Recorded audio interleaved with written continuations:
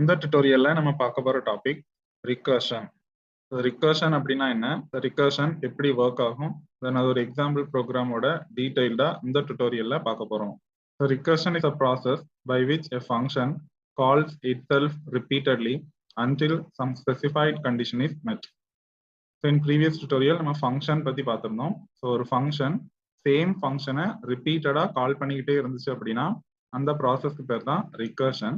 அப்போ ரிப்பீட்டடா கால் பண்ணிட்டு இருக்கும்போது ஏதோ ஒரு பர்டிகுலர் இடத்துல அது ஸ்டாப் ஆகணும். அதுக்கு ஏதாவது சம் கண்டிஷன்ஸ் இருக்கும். அந்த கண்டிஷன்ஸை மீட் பண்ணும்போது அந்த ரிகர்சிவ் ப்ராசஸ் வந்து ஸ்டாப் ஆயிரும். This process is a repeated computation in which each action is satisfied in terms of previous result. அப்படி இந்த ஃபங்க்ஷன் அதே ஃபங்க்ஷனை ரிப்பீட்டடா கால் பண்ணிட்டு இருக்கும்போது ஒரு ஸ்டெப்ல இருக்கிற அந்த ஆக்ஷன் வந்து ப்ரீவியஸ் ஸ்டெப்ல கிடைச்ச ரிசல்ட்டை பேஸ் பண்ணி தான் இருக்கும். இப்போ ப்ரீவியஸ் ஸ்டெப்ல ஒரு ரிசல்ட் நமக்கு கிடைக்குது அப்படின்னா அந்த ரிசல்ட்டை யூஸ் பண்ணி தான் கரண்ட் ஸ்டெப் வந்து எக்ஸிக்யூட் ஆகணும். இப்படி அந்த ப்ராசஸ் வந்து ரிப்பீட்டடா எக்ஸிக்யூட் ஆகிட்டே இருக்கும். ஒரு பர்டிகுலர் கண்டிஷன் வரும்போது அந்த ப்ராசஸ் வந்து ஸ்டாப் ஆயிரும். இந்த கான்செப்டுக்கு பேர் தான் ரிகர்ஷன். இப்போ இதுக்கு சிண்டாக்ஸ் பார்த்தீங்கன்னா ஒரு ஃபங்க்ஷனுக்குள்ள அதே ஃபங்க்ஷனை நம்ம கால் பண்ணணும். அப்போ ஃபங்க்ஷனை கால் பண்ணும்போது ஃபங்க்ஷனோட நேம் கொடுத்துட்டு parenthesis பிராக்கெட்குள்ள இன்புட் பேராமீட்டர்ஸ் இருந்துச்சுன்னா அதை கொடுத்துக்கலாம். தென் அந்த ஸ்டேட்மெண்ட் முடிக்கும் போது ஒரு செமிகோலன். ஃபங்க்ஷனை டிஃபைன் பண்ணும்போது ஃபங்க்ஷன் நேம் கொடுக்கணும், அதுக்கு முன்னாடி ரிட்டர்ன் டைப் கொடுக்கணும், தென் parenthesis பிராக்கெட்குள்ள அந்த பேராமீட்டர் லிஸ்ட்டை கொடுக்கணும். இந்த லைன்ல செமிகோலன் யூஸ் பண்ணக்கூடாது. இந்த above function the function is called themselves continuously. இந்த ஃபங்க்ஷன் வந்து ஃபங்க்ஷனை ரிப்பீட்டடா கால் பண்ணிக்கிட்டே இருக்கும். இதுல ஃபங்க்ஷன்ங்கிறது ஃபங்க்ஷனோட நேம். அப்ப அந்த ஃபங்க்ஷன் அதே ஃபங்க்ஷனை ரிப்பீட்டடா கால் பண்ணிட்டு இருக்கு அப்படின்னா அந்த ப்ராசஸ்க்கு பேர் தான் recursion. Example, calculating the factorial of a number. இப்போ வந்து மேக்ஸ்ல ஒரு நம்பருக்கு நம்ம ஃபேக்டோரியல் கண்டுபிடிக்கிறோம் அப்படின்னா அதுக்கு இதுதான் formula. n factorial is equal to n into n minus 1 factorial அப்படின்னு அர்த்தம். ஸோ ஒரு நம்பருக்கு நம்ம ஃபேக்டோரியல் கண்டுபிடிக்கணும் அப்படின்னா 1ல இருந்து அந்த நம்பர் வரைக்கும் வரிசையா எல்லா நம்பரையும் மல்டிப்ளை பண்ணோம் அப்படின்னா அதுல இருந்து கிடைக்கக்கூடிய ரிசல்ட் தான் அந்த ஃபேக்டோரியலோட வேல்யூ. ஃபார் எக்ஸாம்பிள், இப்போ நான் 5 ஃபேக்டோரியல் கண்டுபிடிக்கணும் அப்படின்னா 1ல இருந்து 2, 3, 4 அப் டு 5 வரைக்கும் உள்ள எல்லா நம்பரையும் மல்டிப்ளை பண்ணோம் அப்படின்னா அதுல இருந்து கிடைக்கக்கூடிய ரிசல்ட் 120. அதுதான் இப்போ 5 ஃபேக்டோரியலோட ஆன்சர். இப்படிதான் நம்ம ஃபேக்டோரியல் கால்குலேட் பண்ணணும். நான் 5 ஃபேக்டோரியல் கண்டுபிடிக்கணும் அப்படின்னா 5 into 4 into 3 into 2 into 1 answer வந்து 120. ஸோ இதை நான் இப்போ ஃபங்க்ஷன்ங்கிற கான்செப்ட் யூஸ் பண்ணி அதுல ரிகர்ஷன்ங்கிற ப்ராசஸ் வந்து இம்ப்ளிமெண்ட் பண்ண போறேன். அப்போ நான் 5 ஃபேக்டோரியல் கால்குலேட் பண்ணணும்னா 5 இன்டூ 4 ஃபேக்டோரியல், 4 ஃபேக்டோரியல் கால்குலேட் பண்ணணும்னா 4 இன்டூ 3 ஃபேக்டோரியல். இதுதான் ஃபேக்டோரியலோட formula. n factorial equal to n into n minus 1 factorial. Similarly, 3 factorial is equal to 3 into 2 factorial. 2 factorial is equal to 2 into 1 factorial. 1 factorial is equal to 1 into 0 factorial no நம்ம எழுதிக்கலாம். But 1 ஃபேக்டோரியலோட வேல்யூவும் 1 தான், 0 ஃபேக்டோரியலோட வேல்யூவும் 1 தான். So இப்போ பார்த்தீங்கன்னா இப்படி நம்ம ஃபேக்டோரியல் கண்டுபிடிக்கும் போது ரிகர்சிவ் ஃபங்க்ஷன் மூலமா ரிப்பீட்டடா கால் ஆகிட்டே இருக்கும். எப்போ அந்த இன்புட்டோட வேல்யூ 1 ஆகுதோ ஆன்சரே 1 தான். அந்த இடத்துல அந்த ரிகர்சிவ் ப்ராசஸ் வந்து ஸ்டாப் ஆயிரும். இதை நான் இப்போ ஃபங்க்ஷன்ல இன்புட்டா கொடுக்குறேன் அப்படின்னா நான் இப்போ ஃபேக்ட் அப்படின்னு ஒரு ஃபங்க்ஷன் எழுதுறேன். ஸோ அதுல எக்ஸ் அப்படிங்கிற ஒரு இன்புட் பேராமீட்டரை கொடுத்துருக்கேன். அப்போ factorial of x is equal to x into factorial of x minus 1 அப்படின்னு அர்த்தம். 5 factorial equal to 5 into 4 factorial தான். அப்போ x factorial is equal to x into x minus 1 factorial அப்படின்னு அர்த்தம்.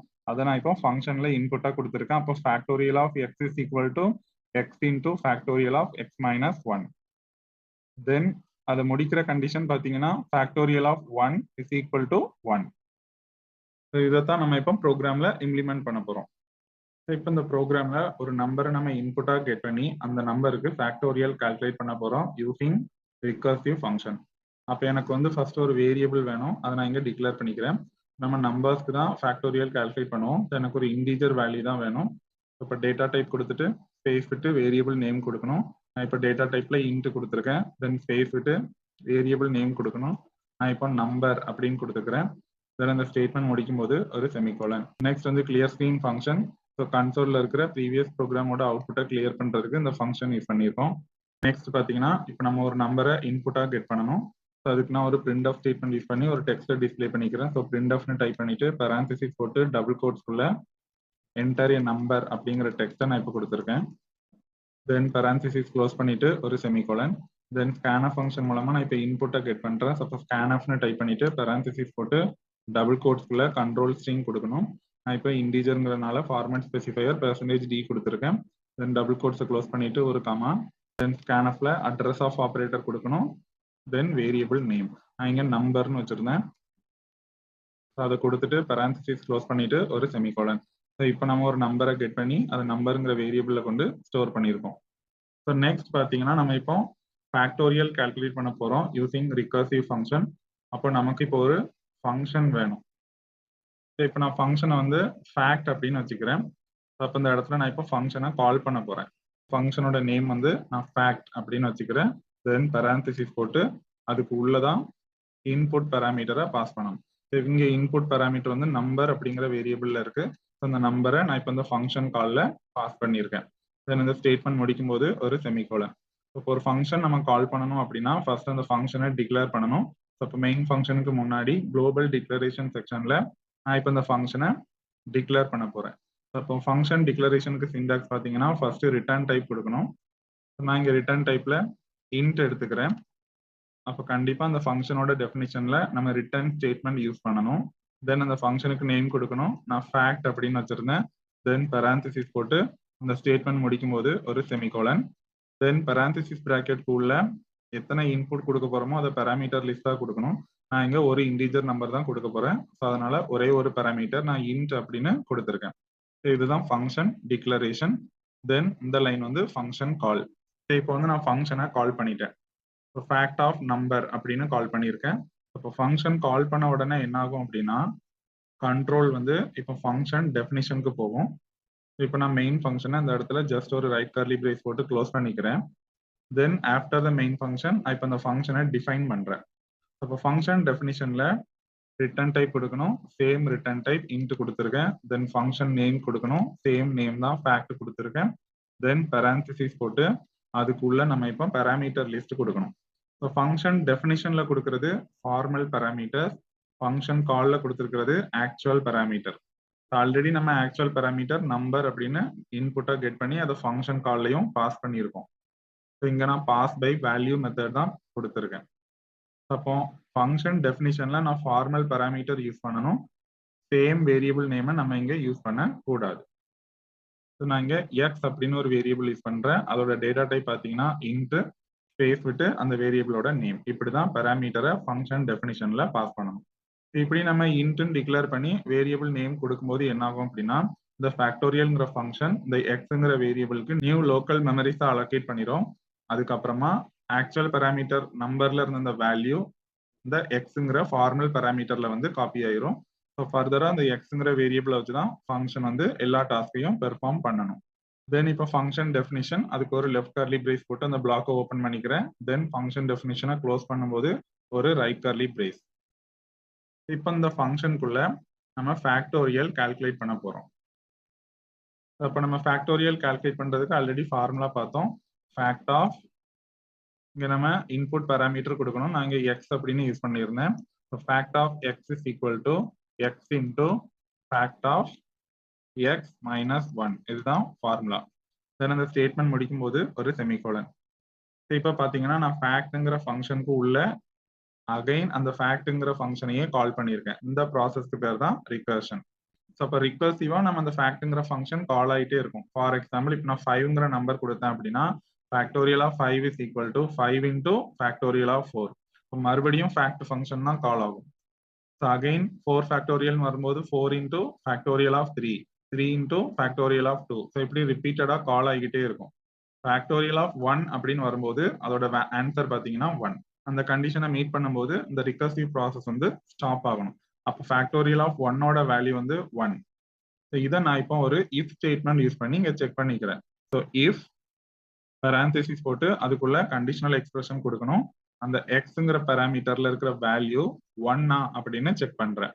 இப்போ இஃப் எக்ஸ் ஈக்குவல் டு 1, எக்ஸோட value 1 இருந்துச்சுன்னா தென் if பிளாக்கை ஓப்பன் பண்ணிக்கிறேன். ஒரு left curly brace factorial of x is equal to 1 அப்படின்னா அதோட ரிசல்ட் வந்து 1. ஃபேக்டோரியல் ஆஃப் 1ஓட வேல்யூ வந்து 1 தான். அதை நான் இப்போ என்ன பண்றேன், ஒரு ரிட்டர்ன் ஸ்டேட்மெண்ட் யூஸ் பண்ணி டிஸ்பிளே பண்ணிடுறேன். இப்போ ரிட்டர்ன் 1 அப்படின்னு கொடுத்துருக்கேன். தென் ஒரு செமிகோலன். தென் இப்போ இஃப் பிளாக்கை க்ளோஸ் பண்ணிக்கிறேன். இப்போ எக்ஸோட வேல்யூ 1 இருந்துச்சுன்னா ரிட்டர்ன் 1. அப்படி இல்லைன்னா இந்த ஃபேக்ட்ங்கிற ஃபங்க்ஷன் ரிகர்சிவா கால்குலேட் ஆகிட்டே இருக்கணும். ஸோ இதை நான் எல்ஸ் பிளாக்ல கொடுத்துக்கிறேன். தென் இப்போ எல்ஸ் பிளாக்கை க்ளோஸ் பண்ணியிருக்கேன். இதுதான் எண்ட் ஆஃப் எல்ஸ். தென் இது வந்து எண்ட் ஆஃப் ஃபங்க்ஷன். இப்போ பார்த்தீங்கன்னா நான் ஃபேக்டோரியலை ரிப்பீட்டடாக கால்குலேட் பண்ணியிருக்கேன். இந்த வேல்யூவை நம்ம ஒரு வேரியபிள்ல கொண்டு தான் அசைன் பண்ணணும்.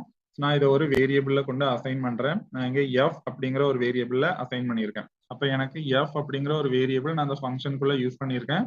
அதை அந்த ஃபங்க்ஷனுக்குள்ள லோக்கல் டிக்ளரேஷன் செக்ஷன்ல நம்ம டிக்ளேர் பண்ணணும். இப்போ வேரியபிள் நேம் வந்து எஃப், எல்லாமே இன்டீஜர் தான். அப்போ எஃபோட டைப்பும் நமக்கு இன்டீஜர்லயே நம்ம டிக்ளேர் பண்ணிக்கலாம். தென் அந்த ஸ்டேட்மெண்ட் முடிக்கும் போது ஒரு செமிகோலன். அப்போ எஃப்ங்கிற வேரியபிளை நான் இப்போ லோக்கல் டிக்ளரேஷன்ல டிக்ளேர் பண்ணியிருக்கேன். இப்போ ஃபேக்டோரியலோட வேல்யூ கால்குலேட் ஆகி அது எஃப் அப்படிங்கிற வேரியபிள்ல போய் ஸ்டோர் ஆகும். 5 ஃபேக்டோரியல் கால்குலேட் பண்றேன் அப்படின்னா எக்ஸோட வேல்யூ வந்து 5. அப்போ 5 இன்டூ 4 ஃபேக்டோரியல்னு இருக்கும். ஃபேக்டோரியல் ஆஃப் 4 கால் ஆகும். 4 இன்டூ 3 ஃபேக்டோரியல்னு இருக்கும். ஸோ ஃபேக்ட் ஆஃப் 3 கால் ஆகும். 3 இன்டூ 2 ஃபேக்டோரியல்னு இருக்கும். ஃபேக்ட் ஆஃப் 2 கால் ஆகும். 2 இன்டூ ஃபேக்டோரியல் ஆஃப் 1 அப்படின்னு இருக்கும். ஸோ ஃபேக்டோரியல் ஆஃப் 1 அப்படின்னு வரும்போது இப்போ எக்ஸோட வேல்யூ வந்து 1. அப்போ நமக்கு ரிட்டர்ன் 1. அப்போ அந்த ஃபேக்டோரியல் ஆஃப் 1 இருக்க இடத்துல 1 ரிட்டர்ன் ஆகும். தென் அதோட வேல்யூ ப்ரீவியஸ் ஸ்டெப்ஸ்ல போய் ரிட்டர்ன் ஆகி 5 ஃபேக்டோரியலோட வேல்யூ நமக்கு 120 அப்படின்னு கிடைக்கும். அந்த வேல்யூ இப்போ எஃப் அப்படிங்கிற வேரியபிள்ல போய் ஸ்டோர் ஆயிருக்கும். இந்த எஃப்பை நான் இப்போ ரிட்டர்ன் ஸ்டேட்மெண்ட் யூஸ் பண்ணி டிஸ்பிளே பண்றேன். அப்போ ரிட்டர்ன் எஃப், தென் ஃபைனலா ஒரு செமிகோலன்.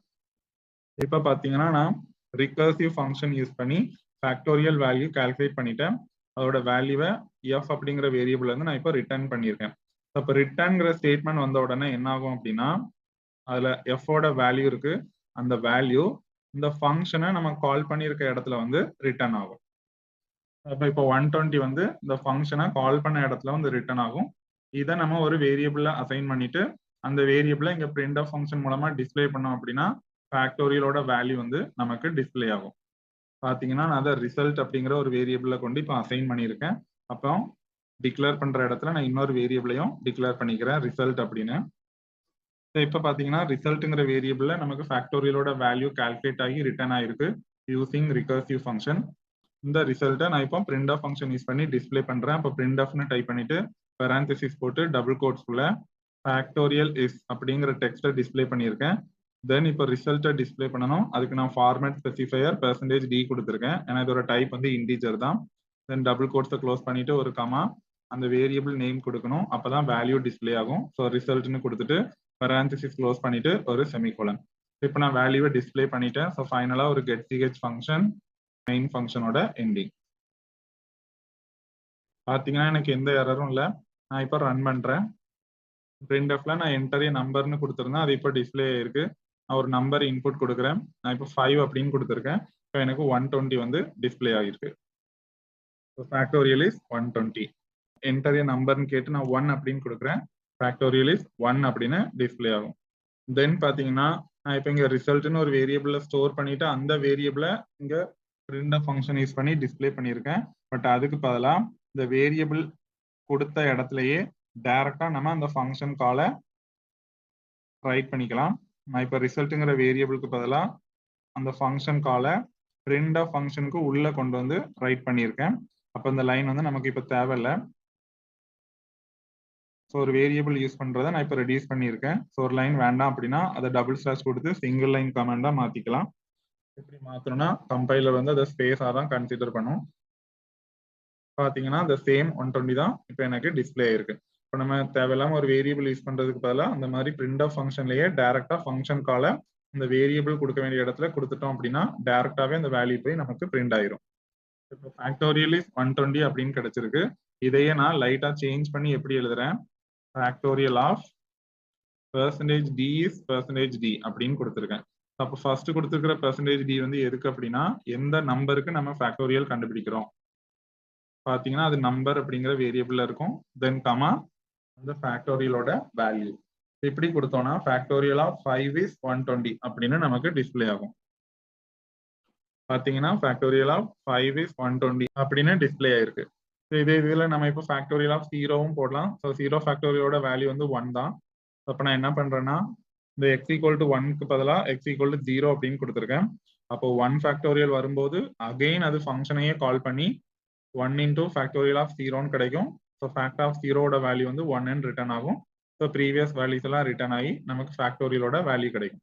இப்போ நான் ரன் பண்ணி காமிக்கிறேன். பார்த்தீங்கன்னா ஃபேக்டோரியல் ஆஃப் 4 இஸ் 24 அப்படின்னு கிடைச்சிருக்கு. நான் 0 கொடுக்குறேன். பார்த்தீங்கன்னா ஃபேக்டோரியல் ஆஃப் 0 இஸ் 1. அப்போ ஃபங்க்ஷன் யூஸ் பண்ணியிருக்கோம். அதில் ரிகர்ஷன் ப்ராசஸ் யூஸ் பண்ணியிருக்கோம். ரிப்பீட்டடாக ஃபேக்ட்ங்கிற ஃபங்க்ஷனை அதே ஃபங்க்ஷனை வச்சு கால் பண்ணியிருக்கோம். எப்போ ஃபேக்டோரியலோட அந்த இன்புட் வேல்யூ 1 ஆகுதோ அப்போ அந்த ரிகர்சிவ் ப்ராசஸை ஸ்டாப் பண்ணியிருக்கோம். இப்படி தான் ரிகர்ஷன் ஃபங்க்ஷன் வந்து ஒர்க் ஆகும்.